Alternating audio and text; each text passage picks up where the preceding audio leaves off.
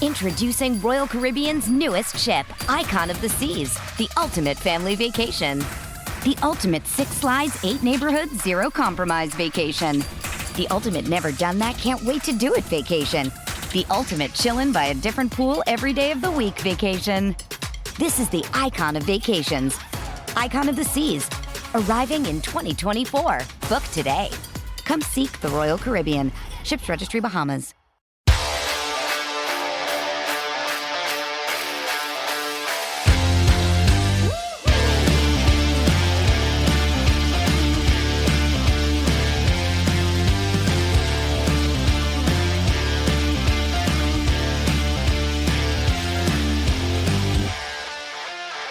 Welcome in, everyone, to, our second annual NCAA March Madness Tournament Breakdown.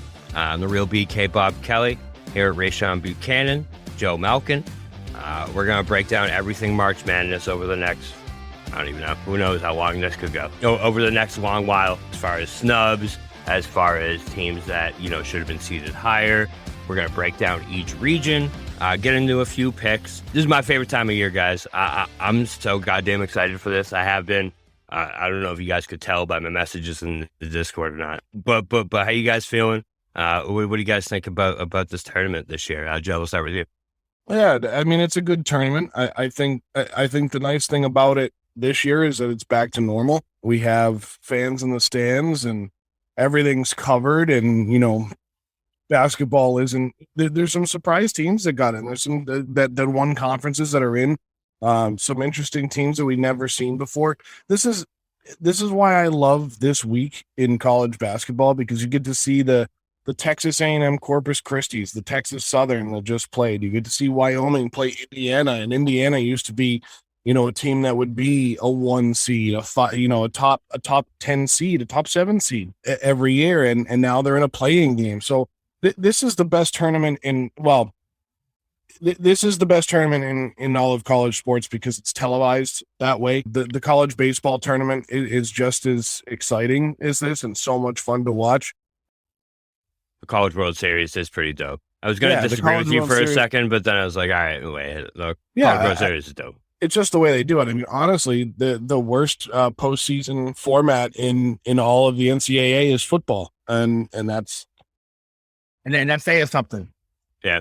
That's about a lot of money. Yeah, that's a whole different show for a whole different now this is about money too, but I mean, I love this tournament. It's so much fun. You have a lot of your normal number ones. You have a lot of teams that are sneaking in. Again, the play-in games. It's just, I just love this tournament, and everybody does. And this Thursday and Friday are the two best, it might be the two best days in sports, hands down. I mean, yeah, we got the Super Bowl and the Stanley Cup and the World Series and the College World Series and the National Championship, but there's nothing like the first 2 days of the NCAA. Like 12 o'clock comes around and literally the next 12 hours is just all basketball, and it's absolutely insane. It's so much fun to watch. There's upsets. There's stories. There's Cinderellas. There's you just don't get the same things that you get. I mean, had Butler never gotten to where they did, Brad Stevens isn't sitting in the front office of the Boston Celtics. It's just the way to look at it, right? Like, I mean, he did such a great job with that program. You have, there's just so many storylines. I'm trying to think of what was the school with the Sister Ann? Was that her name? Loyola Chicago. Loyola Chicago. Yeah, they're still in it this year. Yeah, we'll talk about Sister that. Jean. Right? Sister Jean. So Sister Jean. Yeah. I know Sister Ann. And Jean. I mean, I feel like they're all same named thing. Anna Yeah, Marie, so Sister Jean. I mean, this is coming from the guy that would burst into flames if you walked into a church. So, but yeah, this is so much fun. And I, you know what? It's so funny because you guys are the basketball guys. Like Ray is like the Mr. Historian of basketball, especially. I'm the Quagmire March Madness. I'm the Quagmire March Madness. Right? Disappear. Yeah, like I just love this, and they just showed Sister Jean on TV too. So this is just great. I'm getting ready to watch Wyoming play Indiana here on a Tuesday night. Like, this is just so much fun. I'm not as into it as I am other sports year round, but when it comes to this, everything kind of stops. And if you walk into my office on Thursday or Friday, So you better bet you're going to hear basketball on the computer, and don't tell me to shut it off because it ain't happening. Mm-hmm. Yeah, man. So that's my favorite part about March Madness. There's no doubt about that. That Thursday to Sunday is unmatched in sports, like you said. Like I think probably 70% of real basketball fans disappear for 4 days.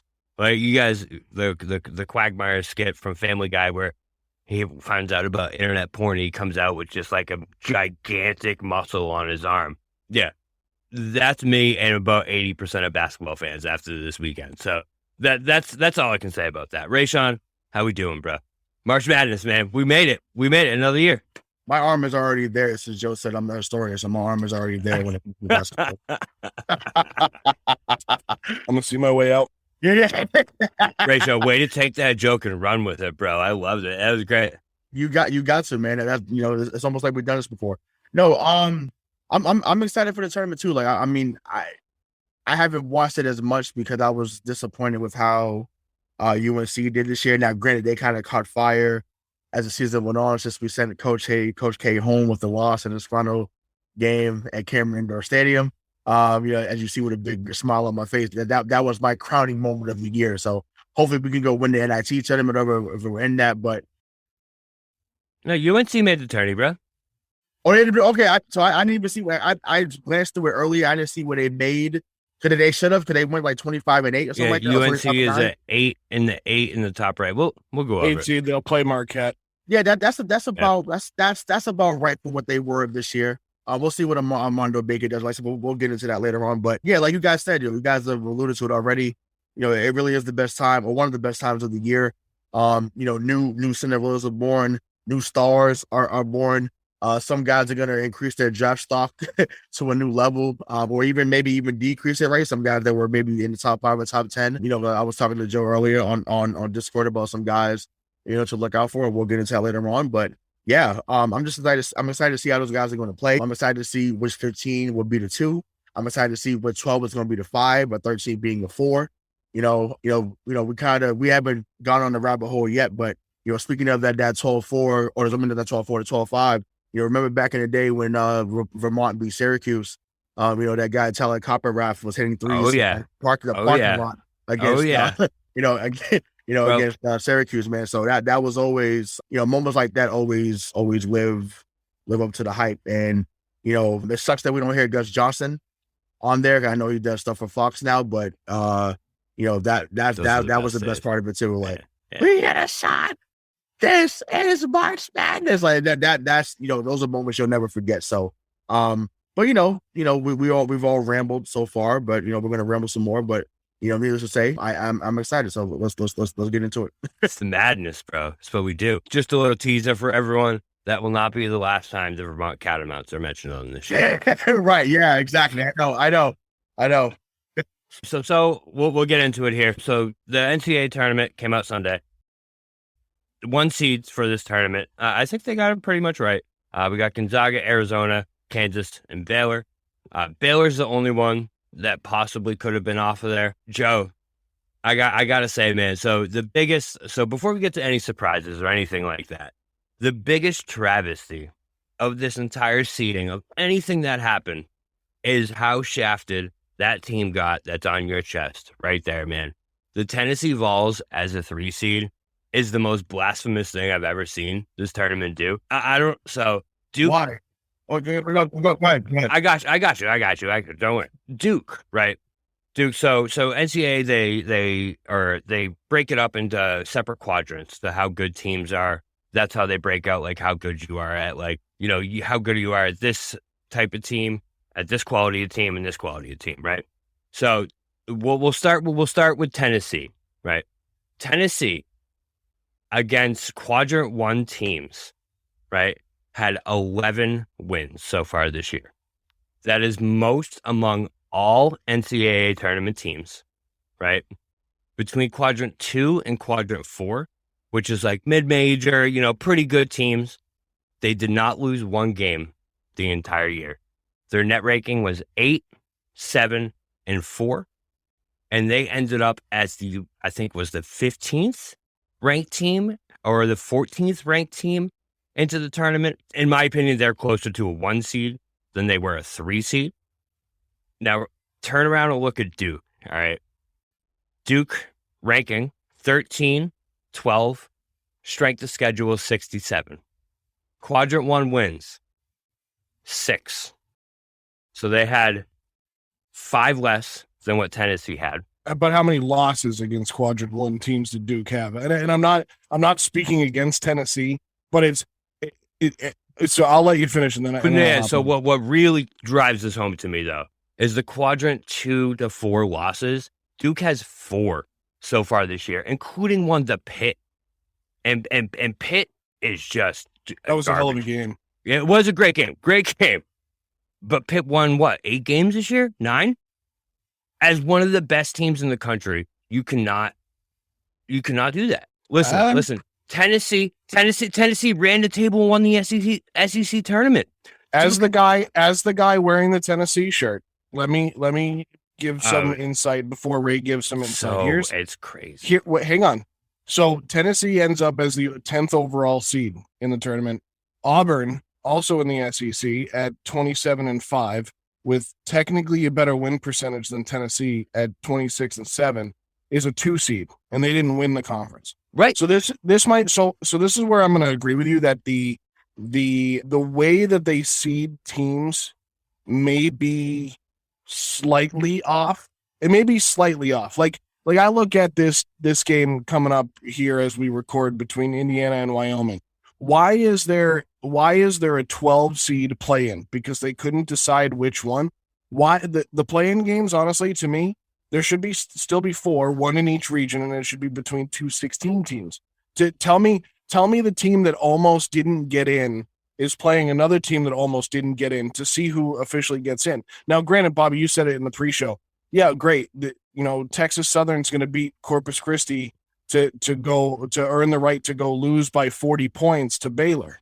I'm sorry, not to Baylor. They're going to play.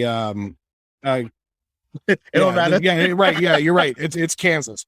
It's Kansas that they're going to go get to play. So I mean, from that standpoint, like that's one thing to me that should be all 16 seeds, because then at least those teams that are pretty much almost guaranteed a loss, because we've seen, like Ray said, we've seen multiple 2s beat 15s. We've only seen a 16 beat a 1 once, right? So it's only happened once ever in the tournament. So why aren't the 16s getting that opportunity? So you get some of those lower seeded teams that they're going to get an opportunity at 2 games. But anyway, so back to, yeah, money. Sure. Everything comes back to money. But do Indiana and Wyoming deserve to be in over a Texas A&M Corpus Christi? Absolutely. Absolutely. So, now Texas Southern is getting to go to play a 1 seed, but one of these 12 seeds isn't going to get to go on to play the 7th? 5. I'm sorry, the 5. So math hard. I literally could have just counted it. I'm looking at the brackets and records. But to get back to your point about why Duke is a 2 and Tennessee's a 3. It's because they're Duke, man. Duke is Duke, and Tennessee is Tennessee. Like that's crazy. Tennessee's been up and coming, right? But Tennessee's been up and coming, and obviously with Pat Summitt, the Tennessee women have always the Lady Vols have always been a powerhouse, right? Mm-hmm. They've always been really good. They've been up there with the Dukes and the Baylors in the women's game. Now in the men's game, Tennessee is still technically up and coming, and the SEC is not looked at as a basketball conference. But it's crazy. But it doesn't matter. Up until 10 years ago, when you looked at the SEC and you thought basketball, they can't play basketball. The SEC schools weren't. It's a Big 12, ACC, Big 10, Pac-12 sport. I mean, that's what it's always been. So now that the SEC teams are getting good, I mean, look at the amount of SEC teams in the tournament. Arkansas, Alabama, Kentucky, always. So like Kentucky was always that one outlier, right? So them up. Kentucky was always that one outlier that jumped in, and they're a 2 seed. Now, I have a bigger problem with Tennessee being a 3 seed under Auburn than I do Kentucky, because that's where that whole Kentucky is Kentucky, Tennessee's Tennessee thing comes in. You know what I mean? Like, perennially, we expect Kentucky to be a top 4 seed, a top 5 seed. And by top 4, I mean overall. We expect them to be a 1 or a 2. And it comes down to money. And also, Tennessee's head coach isn't retiring after the tournament. So that's another thing. So, they're going to give Duke a slightly easier road through the tournament. And that makes sense. I mean, I get it. It's fine. Like, whatever. From my standpoint, Tennessee just winning the SEC and getting in and putting them back on the map for a sport other than baseball, softball, because football, they haven't been on the map since Philip Fulmer, who's, I believe, still their AD. And Bobby, as somebody who has served on, granted, it was at a much lower level than in a different sport than basketball, who has served on one of those committees that comes up with the regional rankings for a sport in college, it's really difficult to look at it because it's so interesting. You get like that. So I give you a little insight. I did it for a sport where MIT, the number one school in the region, and it was without a doubt they were the number one school in the region at the beginning of the rankings. And then 2 weeks in, they had lost to a school that was also in the top 10. So now the conversation was, do we put that school above MIT? And it does come down to, like you said, strength of schedule. It comes down to RPI wins and losses. So that's kind of your quadrant, right? Like they broke it down between RPIs in between 1 and 50, and then 51 and 100, and then 101 to 150, and then 51 plus or 151 plus. And that's the way they look at it down at this level. They did do the same thing at the Division I level because they do the same thing at all of the levels within the NCAA. And at some point, there was a discrepancy between Tennessee and Duke that made them say, well, Duke's going to be the number 2 seed, and we're going to put Tennessee in a completely different region and have them be the 3. I know that's a lot of blabbering and a lot of stuff that may not make sense, but not to you guys, to the listeners, but it's really what they do. They look at all those metrics to see what's going to make sense, and they got to do it for 64 teams. When I was doing it for this sport, we were doing it for 7 out of like 25 schools. Like that was a lot easier. But when you think about, so it's just, I don't know, man. You're going to put 2 teams that are in Tennessee's conference who just won the literal SEC tournament champion. They are the champions of the SEC. And you're going to put 2 people in the SEC ahead of them? This team played 20 teams in Quadrant 1. Duke played 8. And who's the other one I was comparing them to? Auburn played, where did it go? Auburn played, they were 7 and 6. So Auburn played 13. So Tennessee played Kentucky and Auburn, right? Now, what I want to know is, so here's another factor that goes into it too, right? So when the NFL schedule is made, right? And you look at, let's go on your fandom side, and let's look at the Cowboys and the Giants. They literally have, so they have 1, 2, 3, 4, 5, 6, 7, 8. So they have more than half of the same opponents each season because they're playing within their division, and then they play the opposite division in the NFC.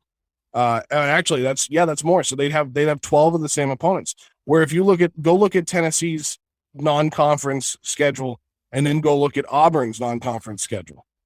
You know what I mean? And like, are Auburn and we're going off on one team, but this does apply to every conference. Is Tennessee playing? They play Kentucky, they play Arkansas, they play Auburn. Are those teams ahead of them? Are they considered Quadrant 1 teams? Is Tennessee considered a Quadrant 1 team? So home games versus RPI teams ranked in the top 30, neutral games versus 1 through 50, away games through 175.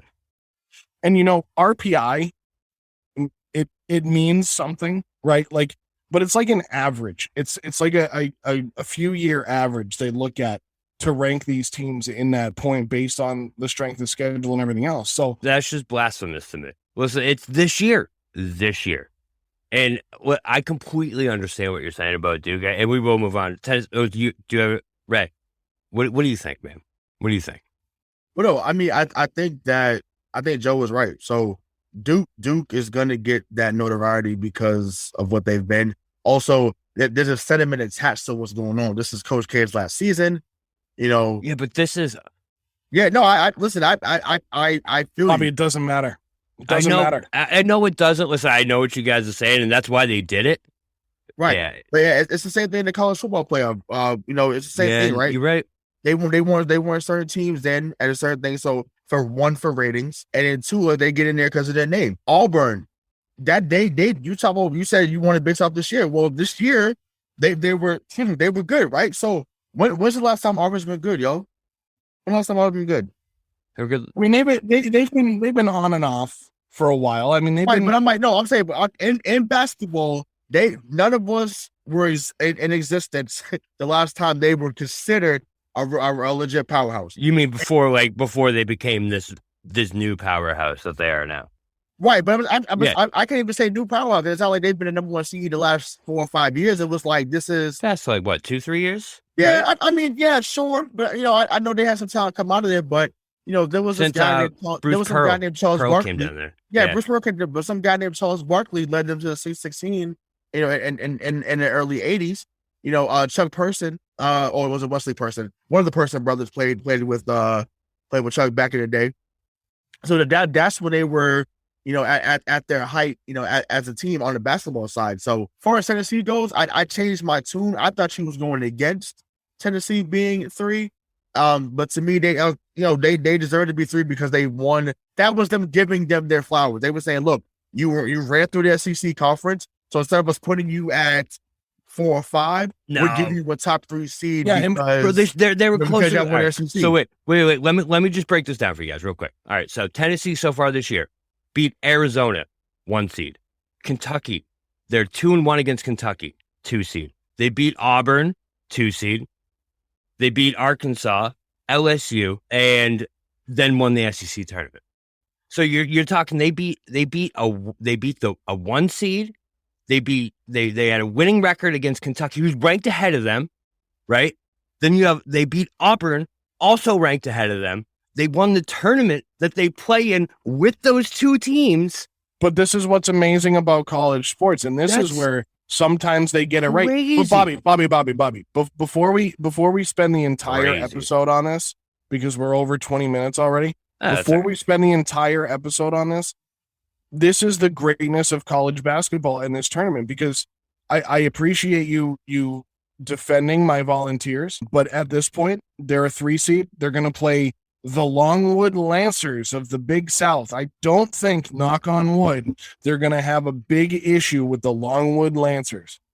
I just don't think that that's going to be a problem. So, and also the fact that their name is Longwood. But the other point here is that, again, go back to the NFL, and this is why it works in the NFL. It's like, all right, what is your record? Done. That's the question in the NFL, the NBA, right? Like, what is your record? Done. That's it. That's the only question they ask. But in college basketball, there's over 300 teams in Division I basketball. So now it comes down to, all right, who did you play? So like this Longwood Lancer team is 26-6. They have a better win percentage than the Tennessee Volunteers that they're going to play. They have an 8-13 win percentage. They won 15-1 in their conference.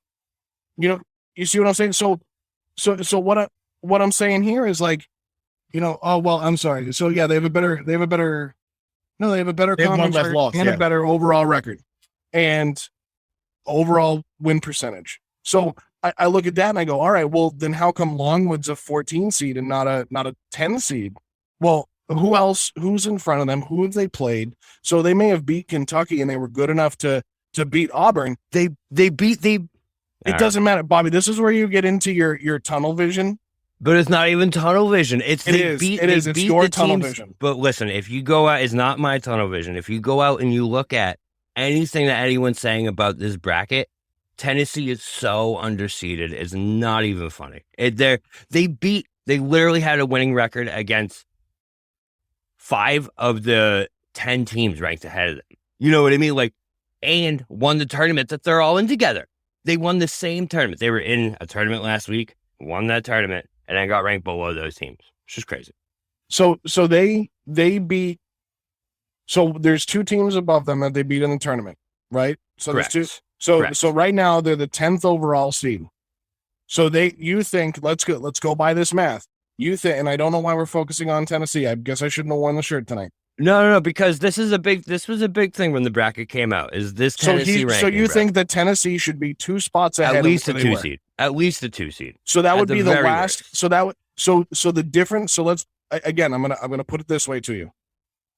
You think based on what you're saying right now that they should be a 2 seed. Right now they're the 10th overall seed, which means they are the second highest ranked number 3 seed in the tournament. So you think that they should be above the 2 teams they beat in their tournament. Let's just leave it at that. Now they're the 8th overall seed, which makes them the last 2 seed. So instead of playing the Longwood Lancers, they would be playing the Delaware Fighting Hens. They just deserve better. That's all. We can move on. It's okay. Do you see what? No, we're gonna move on because we've spent way too much time on this. But do you see what I mean? Like it's kind of silly, honestly, to be like, no, they should be the last 2 seed, not the second 3 seed. They just deserved it. I thought they deserved it. I appreciate it. But anyway, so all the other snubs, really, none of them really surprised me too much. Listen, Notre Dame, I don't think they deserve to get in over Texas A&M with the run Texas A&M played, but I can't really gripe too much. So let's just get into the regions. So we got in the East region. So East region, top 4 seeds. We have Baylor, Kentucky, Purdue, UCLA. Other notables, we got 31-2 Murray State, San Francisco Dons. They're a very good underdog team. The ACC champion, Virginia Tech Hokies, and the Wyoming, Indiana winner in that playing game. I think they're a good sleeper.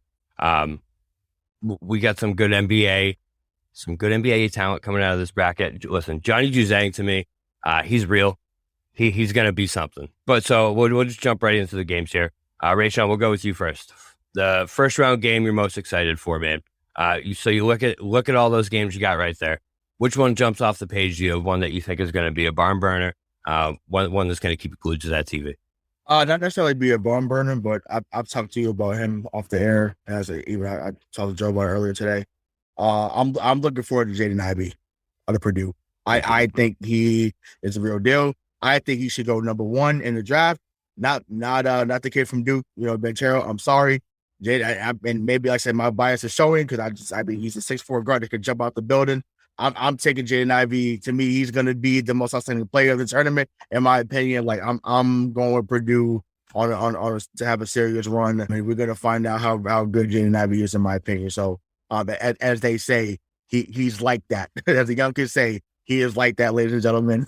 And we're going to find out how good Jaden Ivey is, throughout the tournament. So, yeah, to me, the answer was simple. I was waiting for you to get to this because he's the only person I'm really focusing on. Like, there's other guys we'll talk about, but I'm focused on Jaden Ivey and see his progression throughout the tournament. Couldn't agree more. Jaden Ivey, that Purdue team, I think, is scary. They're the third number 3 seed, Bobby. By the way, they get to take on the smart kids from New Haven in Yale. Yale's better than you think. That's why I'm saying they're the smart kids. The Ivy League teams always give a run. They always give somebody a run. And that's what's great about this tournament. I mean, Purdue could lose. Jaden Ivey could be out in the first round. I mean, they've done it before. They've done it before. This kid is really, really good. From South Bend, Indiana, ended up at Purdue. I know that's same state, but nonetheless, I like this Purdue team. I look at the top 3 seeds in each region. Purdue is one that excites me because they're an at-large bid out of the Big Ten, and they're fun to watch. And they have a 7'4" forward. And I don't even know if he's their center, but he's so fun to watch. Just awkward out there at 7'4". Is it Edie? Another Edie, right? Edie, right? Yeah. Eddie. That's it. So, of course, you got the Baylors and the Kentuckys, but I'm not here for the 1s and 2 seeds. 3s and below. Like, give me Marquette, North Carolina on Thursday. That's going to be that's a fun game. Yeah, I didn't want to show my bias. I wanted one of y'all to talk about it. Obviously, I'm North Carolina to go crazy, but it's a great game.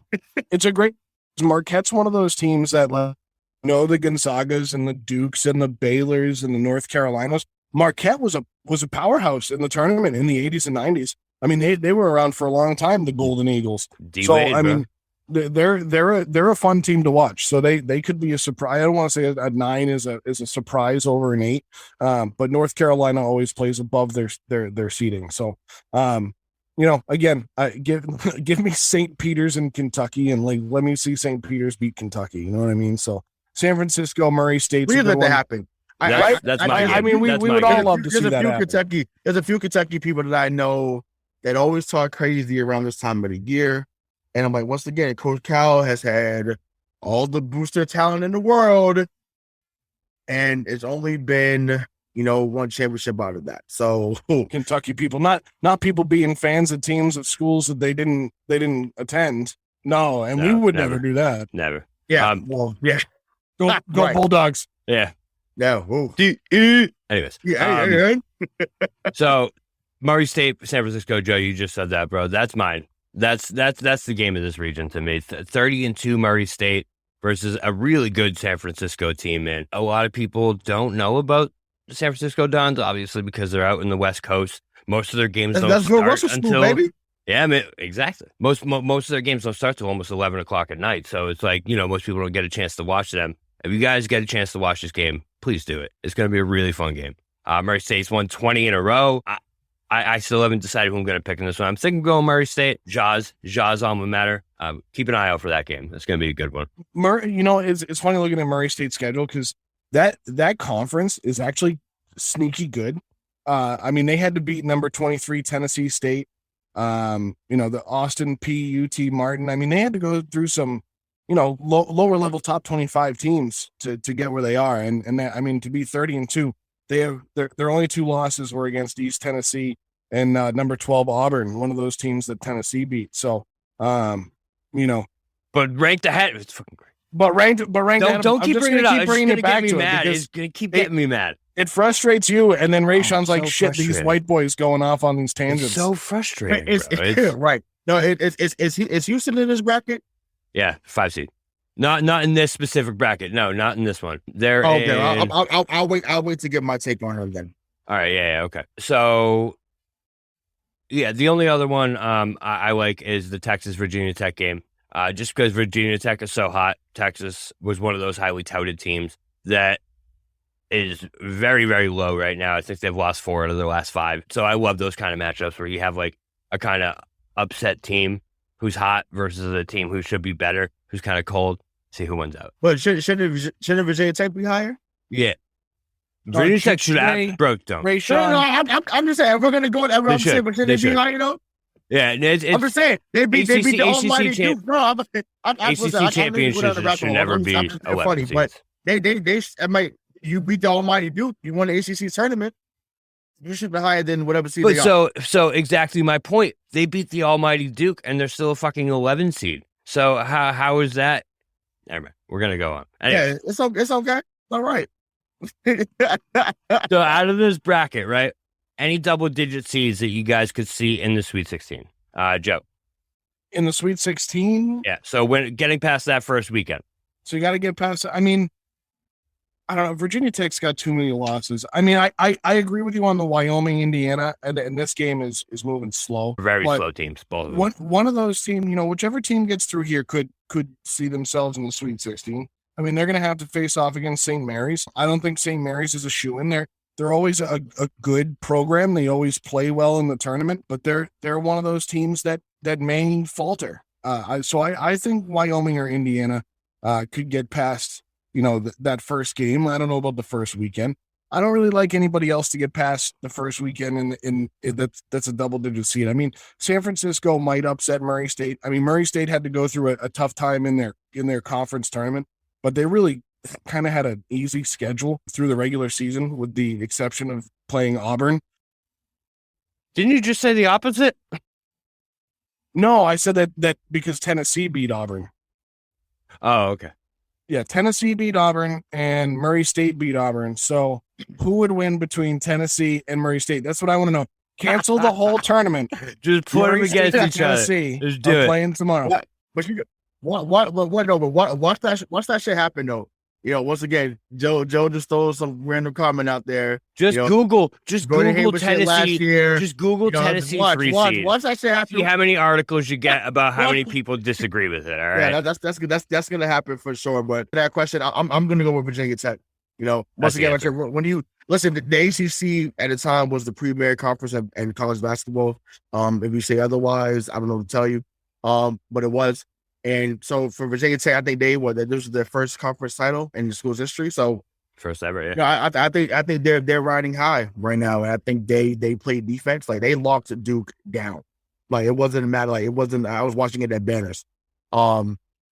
They locked them boys. Not a sponsor. Not a sponsor. Yeah, not a sponsor. Like locked them boys down. So I was like, oh yeah. So for the fact that they beat Duke alone, I'm rooting for them to at least get out this round of 64 to get into 32 and maybe even into the Sweet 16. So I'm excited to see what they do out of that region. Yeah, man, that's the pick. Vodtech is so hot right now. They didn't just beat Duke; they handled Duke. They took care of business in that game and won that game wire to wire. I don't know what a fun fact for everyone out there.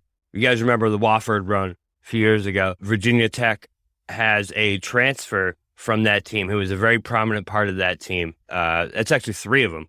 Kiva Luma and 2 others. I can't find their names right now, but they're from that Wofford team. What a fun fact for you. Oh, can we not talk about Wofford because they beat UNC when they shouldn't have? So let's not talk about Wofford. Thanks, bro. That team's good. What's the next region we're going over here? You rabbit holes. What rabbit? That's fine. Yeah. So let's move past that. We're good. So wait, one last thing. So for this region, who's getting out of it? Who's your Final Four team from this region and why? I'd like for it to be Purdue. Who do I think it's going to be? Probably Kentucky. Kentucky. I know, Ray. I'm sorry, man. I'm sorry, man. But listen, I know they're good. They're good. It's Kentucky. That's the problem.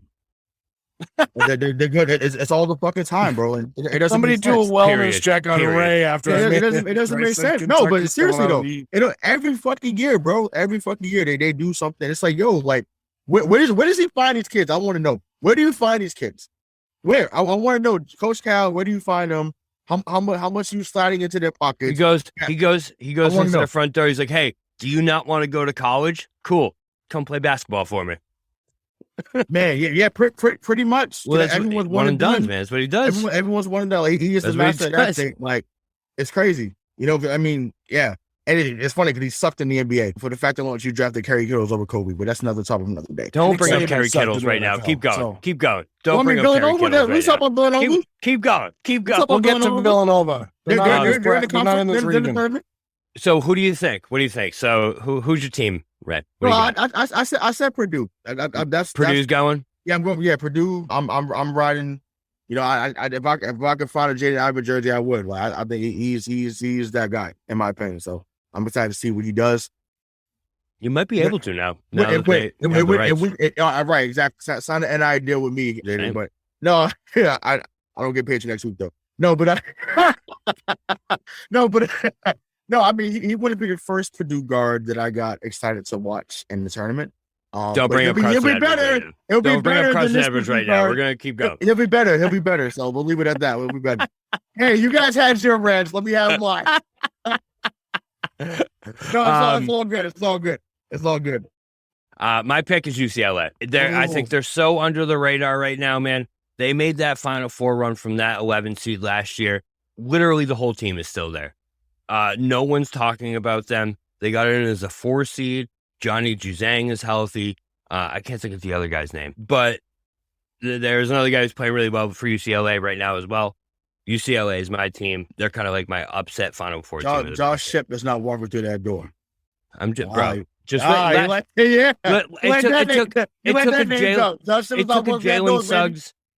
took a Jalen Suggs half court shot last year to take down UCLA in the tournament.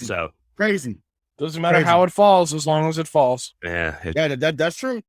All right, so the Midwest. So Midwest, we have top seeds: Kansas, Auburn, Wisconsin, Providence. Notables: underseeded Iowa as a 5. Then we have San Diego State, Creighton, that's going to be a great game. Miami at the 10, and the biggest underdog of this bracket are the two, South Dakota State and Richmond. Richmond just won the A-10. South Dakota State is the best three-point shooting team in the country. Look out for them. They're really fun to watch. That's not a shocker to me. They're a really, really fun team. It's not a shocker to me. I don't know what's worse in this bracket: the fact that Providence is the 4 seed, or the the fact that the committee put them into the same region as the team that spanked them in the Big East tournament. Oh my God, bro, that was so brutal. Creighton basically took Providence out back and beat them. 32-1 run, right? 32-1 run. It was a 30-point win in the Big East tournament, and Providence was the number 1 seed, having a pretty good year. I mean, they're 25-5. I mean, we're not talking about a bad basketball team. I don't think they're a 4 seed, and to give you an upset, I don't think they may not get bounced by Richmond, but they could get bounced by Richmond. You mean South Dakota State, right? Providence, you mean? Are they South Dakota? 1, 2, 3, 4. Yeah, South Dakota State. Sorry. Again, bad counting. They could get bounced by South Dakota State. They can. It could happen. It could absolutely happen. Honestly, it could happen against Richmond or South Dakota State. So who cares? Like, it doesn't. Yeah, right. The Richmond Spiders, the worst mascot in college sports. I agree Providence, with that. This Providence team is. I mean, they're tough. They're not bad, but they're not great. We've seen what Creighton can do. To them and how they crumbled. I think Creighton. I agree with you. To give you the game of the bracket and kind of just run through this, it's Creighton San Diego State. That's going to be wild. I love those 8-9 games. Sometimes you get one where somebody gets blown out, but the committee, going back to our original conversation, the committee generally gets this right. I think they got Providence wrong, but I think they got San Diego State and Creighton right, because that's going to be a hell of a game. It is going to be a hell of a game. Couldn't agree more with the Providence South Dakota State take. Providence runs one of the slowest offenses in the league. South Dakota State runs one of the fastest offenses in the league, and they hit threes. Providence has that tendency to not be able to keep up with teams who can run that fast.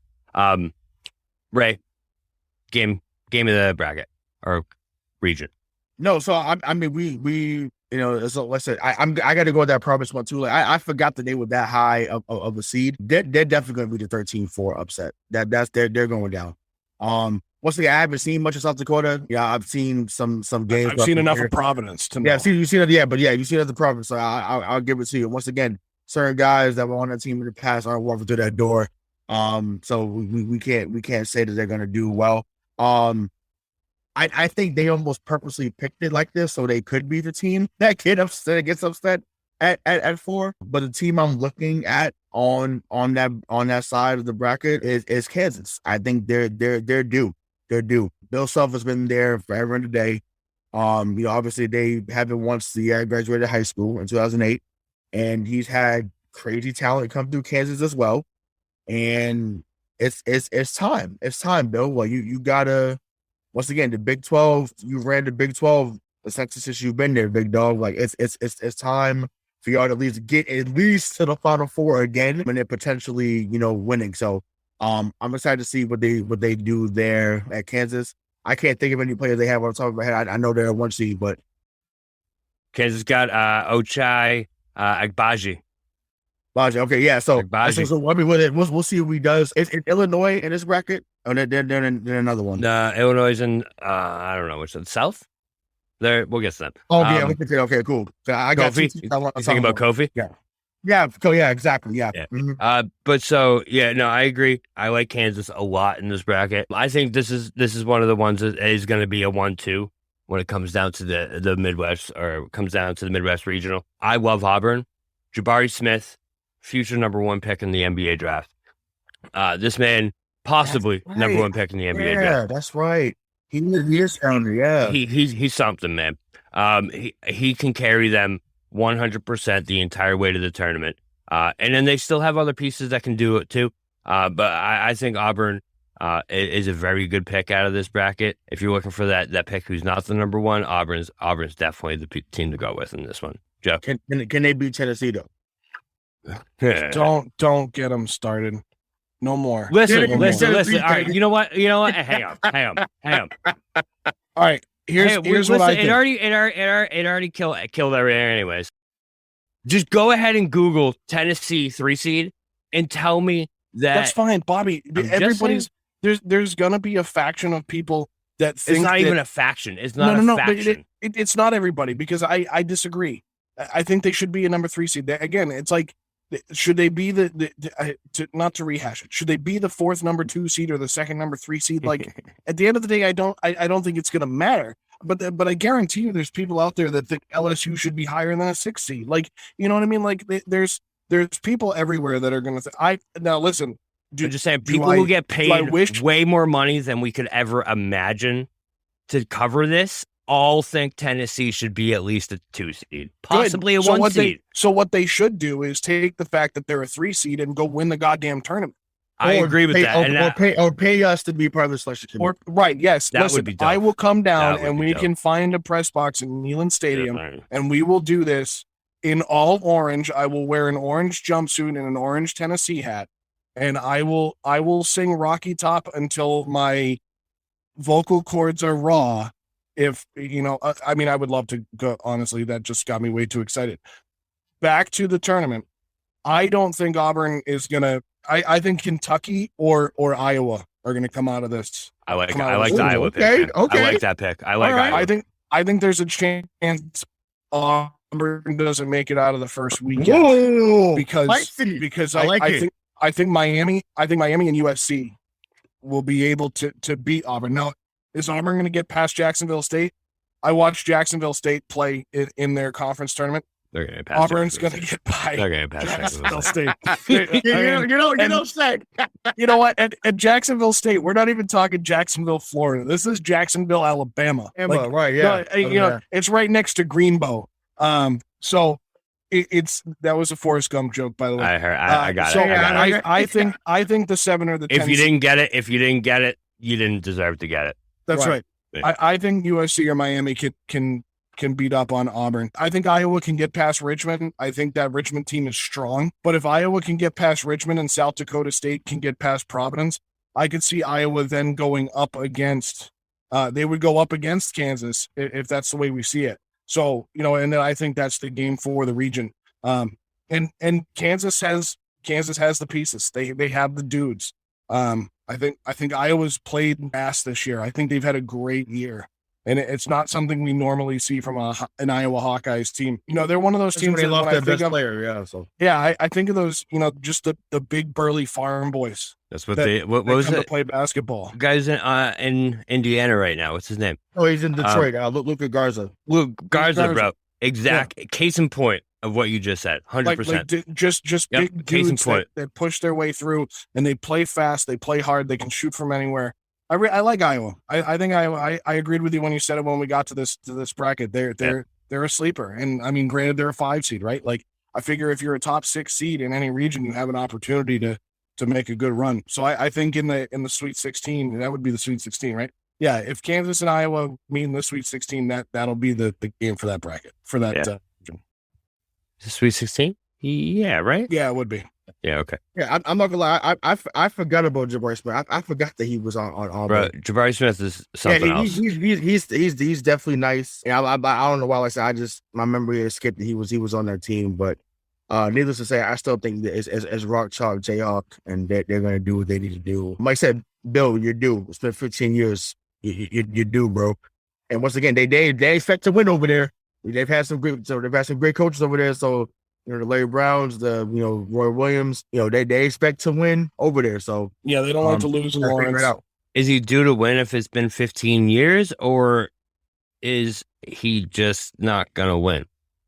I mean, I think basketball has just gotten so much better while he's been there. I think, but he keeps getting back. He does keep getting back. He does keep getting back. That's what I'm saying. Yeah, it's like at some point he's got to break through, bro. Like what's the dude on there they had? I'm exaggerating, but I feel like he was there for like 8 years. He had a ball head. I forget what number he was. I feel like his last name was Ellis or whatever. But dude played like for like 96 games. I'm like, bro, like, just go be a graduate assistant. Like, it's over. Like, it's okay. Like, your hairline is the dude at Villanova. Well, now with the COVID years, these guys can play for like 8 years. Yeah, maybe I need to go back. But Well, I'll go back. Your window's closed, right? Right? Yeah, no, it's over, bro. It's right. That ship has definitely sailed. Yeah. Back. Yeah, it's been closed since 2008, honestly. So I got Auburn. Joe, you got Iowa. I got Kansas. Ray, you got Kansas? Yep. All right. Well, I like it. Everyone picking someone different. All right, South or West? We're going South next. Let's go. Yeah, so South we got we got Arizona 1 seed, Nova 2 seed, my guys, Tennessee 3 seed, 4 Illinois. This region's so fucking loaded. Wow. 4 Illinois, 5 Houston. Yep. But literally 1 through 11, 1 through 11 is loaded. 6 Colorado State, 7 Ohio State, frauds. 8 Seton Hall, 9 TCU, Loyola Chicago, as we all know, the perennial underdog. Michigan, a team that was ranked top 5 at the beginning of the year. So literally 1 through 11 in this bracket are legit basketball teams. This bracket is loaded. This is, to me, this is the best bracket in the tournament. It's just top to bottom.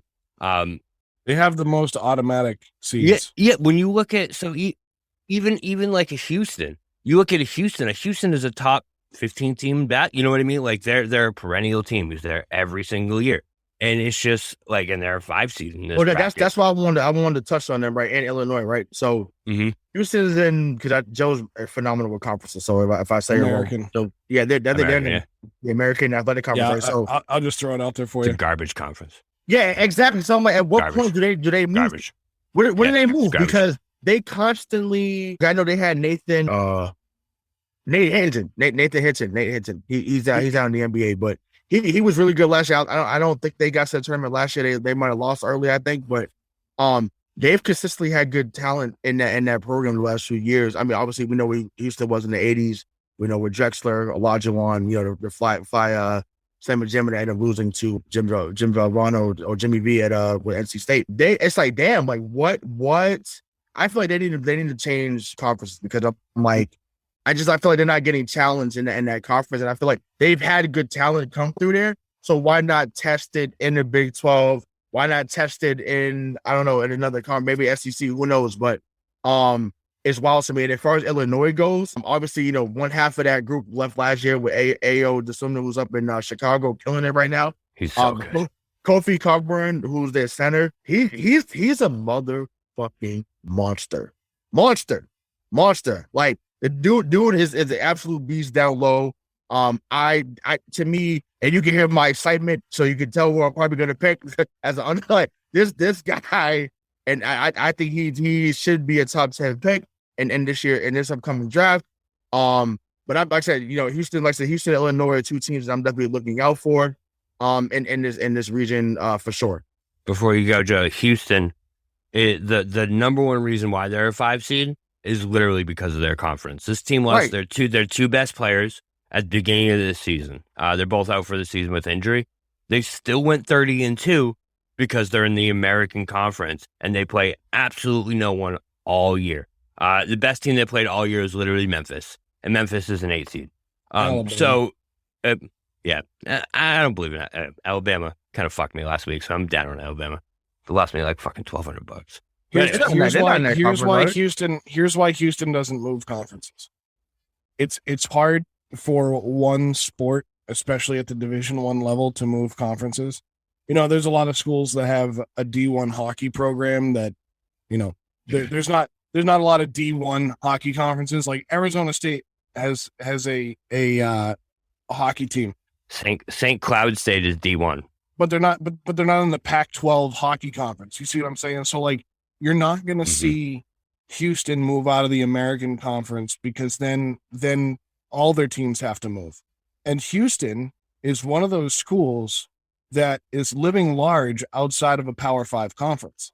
And they're living large because they're having the seasons that they are, and they're still getting 5 seeds. And their football team is still winning 8 to 10 games a season, and they're still going to big bowl games. You know what I mean? So it would be hard. It would be a hard sell for Houston to go to another conference, because if they went to the SEC, they wouldn't be a 5 seed. They may not even be in the tournament if they went to the SEC. You know what I mean? Like there is that much of a difference. Now again, and this is the great thing about college basketball. They're a 5 seed. They're going to compete. They're probably going to win their first round matchup, and they may compete against some of those higher seeded teams, those teams that are in the Big 10, the Big 12, right? But like this is the point where they're going to compete with them. So they like to build up to that. So that's where I'm with Houston staying in the American Conference, because they are in such a perfect situation. It makes no sense for them to leave. UConn's in that conference too, right? Yeah, UConn's in the American. Yeah, it's the old Big East. It's when the Big East broke up and turned into the Big East, like split the whole thing. Yeah, that's the real part that's trash, right? And obviously, there's a documentary on the. I miss the Big East, man. I miss the Big East. That's really where, like, that's outside. Obviously, I'm a Tar Heels fan, but Big East basketball, man. Listen, that used to be something serious, man. Georgetown, Nova, Syracuse, St. John's, like I don't know, like they really messed up by. But there's still that conference, like Providence, Villanova. You still Creighton's in the Big East, like come on, you still have the.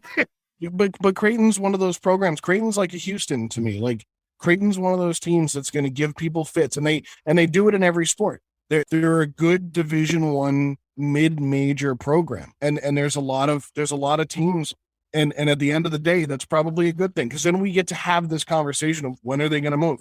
They're not, like the amount of schools that are moving, it's getting almost out of hand. And we're seeing it at every level that teams are moving, and it's sometimes because there's schools that are closing, especially down at the Division III level. There's small private schools that are closing. There's big D1s that are. The University of Hartford is going to Division III in 2025 because of money. It's like there's just so much going on. So, but in this region, before I go off on another tangent, I'm gonna say that the game in this region for me is Loyola Chicago against Ohio State. I think Loyola Chicago wins that game, and I think they go on another run. The team that I think will come out of this region is Arizona. The team that I want to come out of this region is Tennessee. I think Tennessee can do it, but the thing, just same way I feel about Auburn, I feel about Tennessee. They get to this, they come out of the SEC, and if you come out of the SEC and your name's not Kentucky, you never really progress all that far, not in recent years anyway. So I think Arizona comes out of this. I think Loyola Chicago may get to the Sweet 16, and I think Tennessee's going to make a run. But first, because I know you said about Arizona, and this, once again, this is not a knock on. Well, maybe it is a knock because I guess you used to know certain guys in their program, but like unless you're hardcore, like I can't even name someone on this Arizona team that I could think of rip. Right, most other teams you could think of a guy that you can go to. They're really young. That's why they're really young. Team, but I'm just like, I don't know who their coaches over there now. Cause I know they have some issues over there, but I know obviously they lost DeAndre Ayton a few years ago. I know this team hasn't been in this position really. Tommy Lloyd, first season. Tommy Lloyd, okay. So they haven't been in this position really since maybe 2001. When they lost as a 1 seed. Yeah, Arizona has been a 1 seed. I'm like, they've had some other guys. Bro. You said who? Since Stoudemire was in town, I'm pretty sure it was the last time Arizona was the 1 seed. Wow. Salim Stoudemire. Oh my God. What how many seniors they have up there? No, that was even before Salim actually, but that was where Richard Jefferson and Gilbert Arenas and Jason Garr guys, right? This is when Eben Sky was at USC at that time. Oh no, they were 1 seed back in 2014. Okay. Oh, got you. Okay, yeah. Got you. But either way, it's been a while since they've been in that in this position. So I don't think they make it all the way to the Sweet 16 or Elite 8. I think they lose before then. Once again, we started off this segment saying that this is the most stacked, most stacked region. So I just felt like whatever top seed is, like it's kind of you're jockeying for that position. But I could easily see one of those top 4 teams maybe getting beat because one of the lower teams started to rise. So I'm with you, Joe. I think that 10-7 matchup between Loyola and Ohio State, I look just for the sentiment of the Sister Jean thing. I like how they played in the tournament, and everyone's kind of rallied behind them. But I had to say this, and then like I said, Joe or Bobby, you can go. Michigan's going to leave with something. So either they're going to leave with a win or they're going to leave with a fight. they gonna leave us something. Okay, that's what's gonna happen. So you can rest assured, Michigan's walking out of there with something. You can guarantee that. So, Ray, just to kind of go back to Arizona and what you said about their youth, they have one senior. He's actually a grad student, and then they have 2 juniors. That's that number 1 seed with a first-year head coach. 3. I mean, they're a well put together team, but I'm with you. It's like, but see, these are the teams to be afraid of. These are the teams to be scared of in this tournament. It's like the Loyola Chicagos, the Butlers. It's almost like Arizona has that kind of a team as a number 1 seed. That's scary. It does seem like that, doesn't it? Yeah, that's fair. That's true. That's true.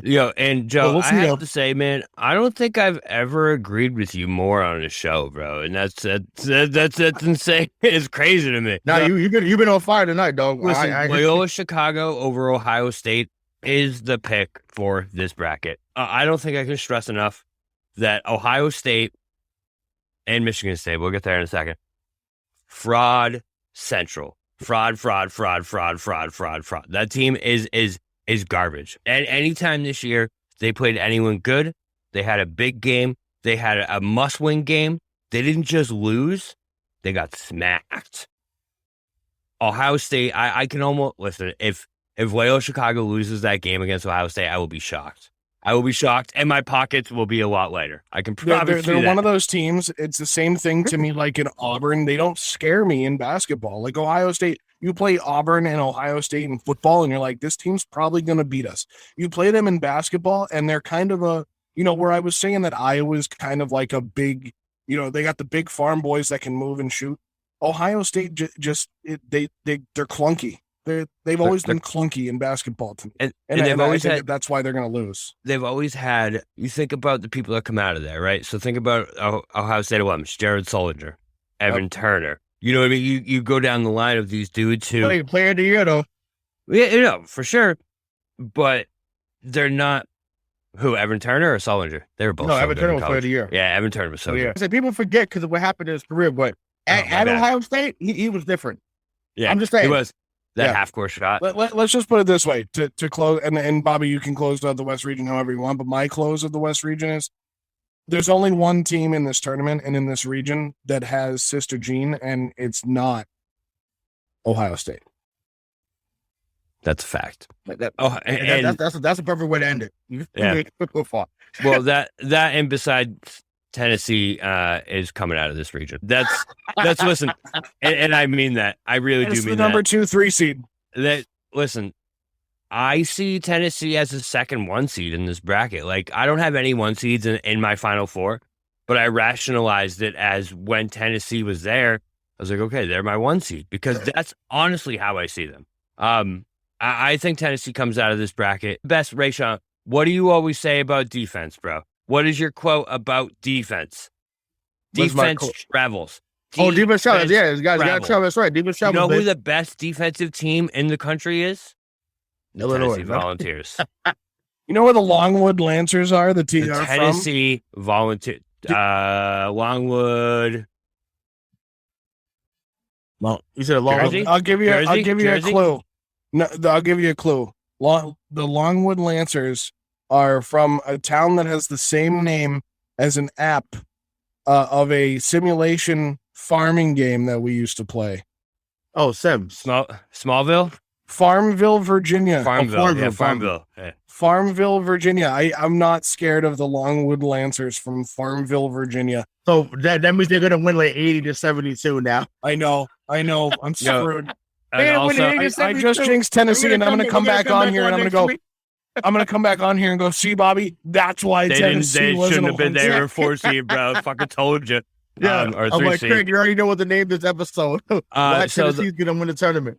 The last thing I'll say on this is look out for Chattanooga. I know that sounds crazy. It does. The mocks are good. Chattanooga? You said Chattanooga? Did I say Chattanooga? I think I did. You said Chattanooga. What Joe just said, look out for them.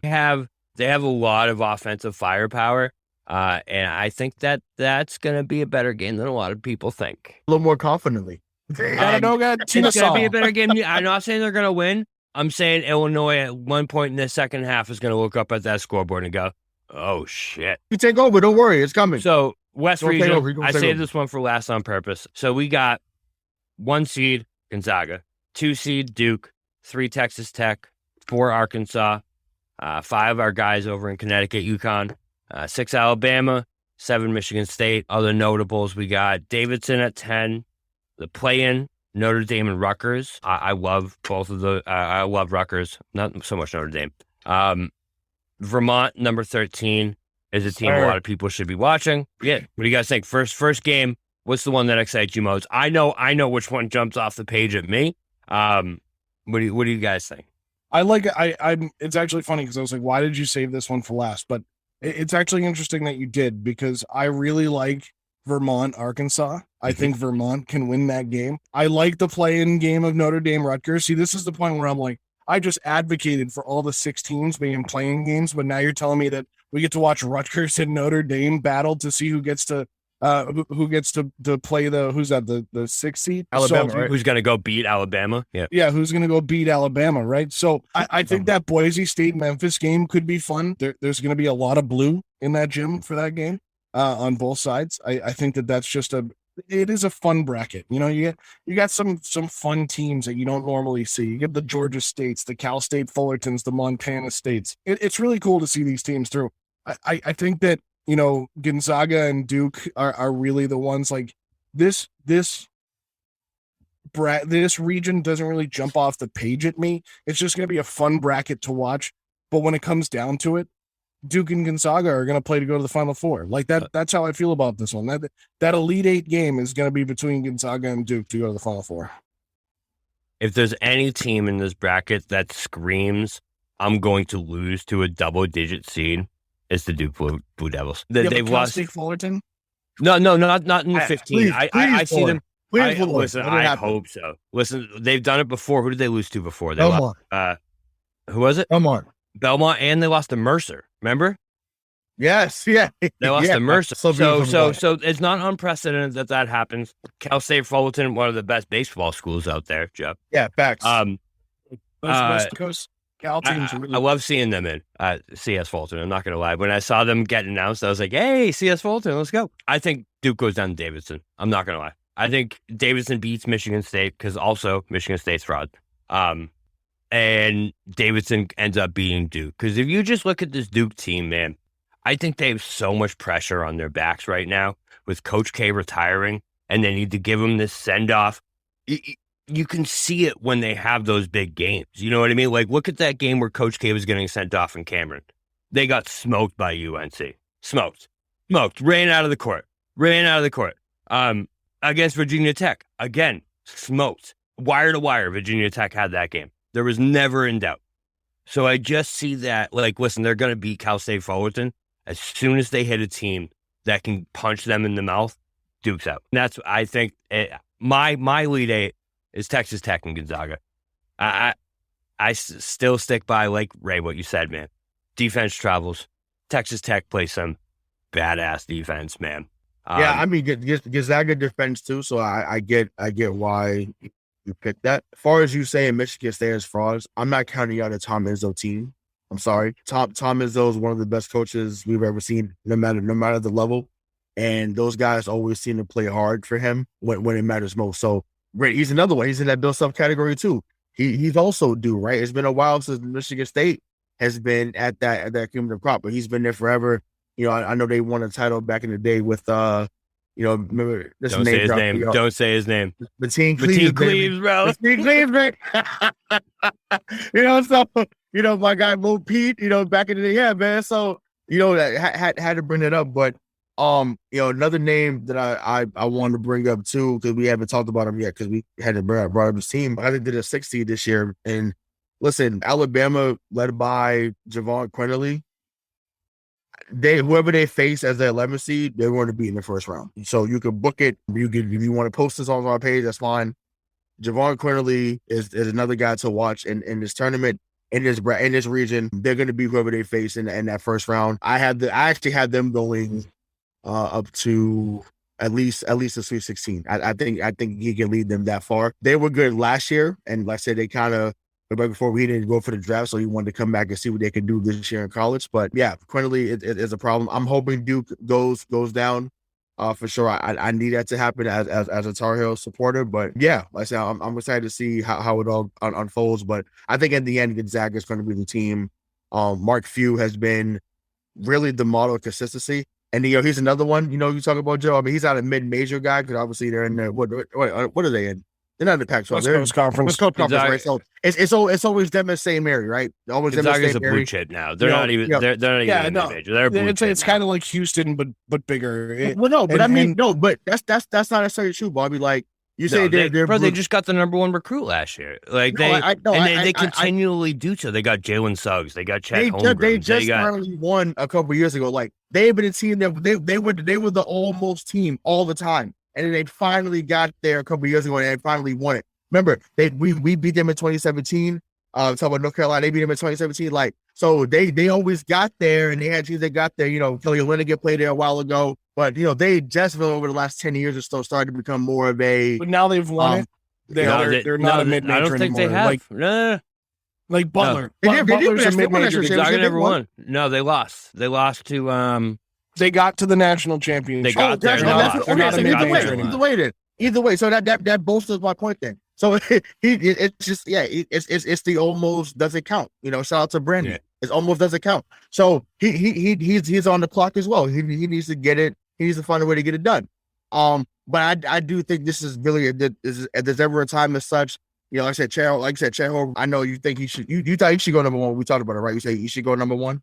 Yeah, I do. He has such a good all around game, man. Chet Holmgren can score from anywhere on the court. He can defend anyone on the court. I just think that he's Christian Laettner 2.0, and I know that some people are going to listen to this and get offended.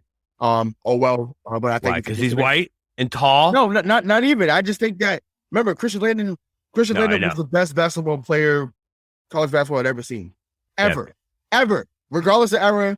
Like maybe outside of Pistol Pete Maravich, you can listen to that show with Steve Bulpett, in the show notes. But like Christian Laettner was the guy, and once again, he got to the league.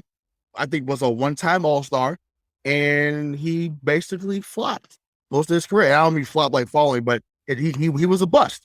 So yeah, I could totally see that happening. So he's either going to be Christian Laettner or he's going to be closer to Dirk. It's not going to be in between. In the scary event that this sends us on a Christian Laettner rant. Yeah. One of the last things I wanted to say is. Wait. Contrary to popular belief, this is about this. This is about this region. Cool. Contrary to popular belief, Gonzaga's nickname is not the Zags. They are, in fact, the Bulldogs. Just so everyone knows, they're not the Zags. They are the Bulldogs, and that's just me coming out and saying, Zags. I kind of like that. Yeah, it's like Gonzaga, the Zag. No, it is fun, right? Like, why haven't they changed it yet? It's like Long Beach State, the baseball team goes by the Dirtbags. There's a whole story behind that. We'll get to that on another day when we're talking about college baseball, which everyone seems to have forgotten about now that Major League Baseball is back. I haven't. But besides the point, Gonzaga Bulldogs, I'm with you, Ray. They come out of this. Boom. If Christian Laettner was in today's NBA, he'd be way better. So no, that's true though. That's true. You're right. That's true. So Vermont to me is a big upset in this region. I'm going against you guys again. I think Texas Tech comes out of this region, man. I love the Red Raiders. I love the defense they play. I just love their brand of basketball. The fourth number 3 seed. Ish. Listen, if any... I love it. No, they actually are. They're the 12th overall seed. That's why I keep saying that, because the document I'm looking at has the overall seeds. Like the Gonzaga is the number 1, Duke's the number 8, Texas Tech is the number 12. Okay, so yes, for this region, I got Texas Tech. You guys both got Gonzaga. So we're down to it here. We got through the regions. Who do you guys think is taking this thing, Joe? It's always easy to pick a team this time, like right now, right? Like it'd be easy to just pick a number 1 seed and say that they're going to win it, and that's why I'm going to go with Gonzaga. I think this is the year that they do it, and for all the reasons why we just said. I mean, they're 26-3. They're coming out of the West Coast Conference. Really, the only in-conference competition they have is St. Mary's. They've had a head coach there that's been there for 23 years in Mark Few. They're chomping at the bit for for so many years now. And while I think this is one of the best fields and maybe one of the best tournaments we're ever going to see, I think Gonzaga is going to rise to the occasion because their region doesn't scare me as much as every other region. And the Baylors, the Kentuckys, the Purdues are going to have to fight each other to get out of the East. The Tennessees, the Villanovas, the Arizonas, the Loyola Chicagos are going to have to fight each other to get out of the South. The Kansases, the Auburns, the Providences, even maybe, I don't know, because I think they get beat in the first round. But those teams are going to beat up on each other. And then Gonzaga, I think, has the easiest route. Now, I'm not saying that these teams are bad. I just think they have the easiest route because I think this is the bracket, the region where we're going to see the most upsets. So, I could, like I said, I could see a Memphis beating a Boise State, a Davidson beating a Michigan State, Rutgers or Notre Dame beating Alabama, Vermont could beat Arkansas. So it's like there's 4 right there that we could see as quote unquote upsets. Again, I don't count a 9 over an 8 an upset. I really don't count a 10 over a 7 as an upset, but for all intents and purposes, they're upsets, right? So I think that this is where Gonzaga is going to have the easiest road to the national championship, and I think they win it. Who gets there with them? Ray might not like it, but I think Kentucky, I think Purdue, I think Nova, and Kansas are probably the teams that are one of those teams is going to meet them in the championship game, and I think Gonzaga wins it. Right. So you got one half of the equation, right? I think that Gonzaga gets there too. Like I said, I'm going to go with Purdue. I'm going with the Boilermakers. That would be such a great national championship game. Listen, it's Jaden Ivey's time, in my opinion. Like I said, I'm going to ride that bandwagon until I can't anymore. Like I'm going to be a fan once he gets to Elite too. Like it's not going to stop just now, but especially if he finds his way up to Cosmostry. Oh my God. You think Bobby was on paying Pritchard's? You think he was on his bandwagon, baby? You ain't seen nothing yet. If Jaden That's Ivey, what we're calling it now, is bandwagon. Yeah, but yeah. Yeah, my future rookie of the year, Jaden Ivey, baby. No, but cash it, cash the ticket now, baby. Cash the ticket now. That's right. Yeah, exactly. MOP, most outstanding play is coming. But yeah, I'm gonna go Purdue, Gonzaga, and I'm gonna go with Purdue being the national champion. What a national championship game that would be! Just because, like, it's Gonzaga, like, right again, like we just said, they're not really a mid-major anymore. They're getting there. Purdue could be considered maybe just a rung above a mid-major, right? And you're gonna have Purdue and Gonzaga there. Like, we're not talking Baylor, Kentucky, Duke, Villanova, Arizona, Kansas, the teams that always get there. Oh, that blows my. This is gonna be such a fun tournament, and not just the first 4 days. Like, sometimes I lose my way through, like, after the Thursday and Friday of week 2. I would love to see Purdue Gonzaga. I'm going to jump on that bandwagon. There you go. Here we go. I love it. I can never call Gonzaga major guys. Not anymore. They used to be. They're not anymore. They're now a blue chipper. They are now on the level. They're a bona fide tournament team. Right. They're on the level of those top teams now. I gotta go. I gotta do it. I got UCLA winning this whole thing, man. I think UCLA is going to take this. That'll do it for missing the point. Listen, last year, guys, they were. So Gonzaga was this unbeatable team last year for so long, right? Unbeatable, and this team was a half court shot away from Jalen Suggs from taking them down as an 11 seed. They have another year together. Literally, all of them are still together. They're all healthy, and now that they're coming off the 4 seed, they're more confident. I really think Juzang's going to lead UCLA to the glory land, man. I think they're going to beat Texas Tech in the finals. I really, really believe that. Not Texas Tech. Texas Tech in the Final Four, and they're going to be, who did I have? Auburn. So it's going to be Auburn versus UCLA. I just threw myself off. Auburn versus UCLA in the finals. Again, Juzang, man, leading them to the glory land. It's happening. So I'm the real BK Bob Kelly for Joe Malkin, Rayshawn Buchanan. This is March Madness, the NFL. Fuck, this whole episode's just been madness. We're out. Welcome to the Reverie channel, where entertainment knows no bounds. Live concerts, on-demand music, documentaries, and short films, all in stunning HD. Now on Roku TV, Apple TV, and Amazon Fire. Immerse yourself from home. And on Android and iOS for those on the move. Support creators with crowdfunding donations. Fuel their creativity. Join us in shaping entertainment's future. The Reverie Channel, where every view, every donation matters. Are you a fan of classic cinema or a young person who wants to discover the best films of all time? Do these legendary movies still hold up? On the Generation Film podcast, two guys who grew up when movies dominated the culture share a great film with a panel of young movie lovers and see how it plays for today's generation. We discuss changes in storytelling styles, representation, The making of each film, its initial reception, and how its meaning has changed over the years. Join us as we explore cinema classics across generations on Generation Film. Electricast. Electricast.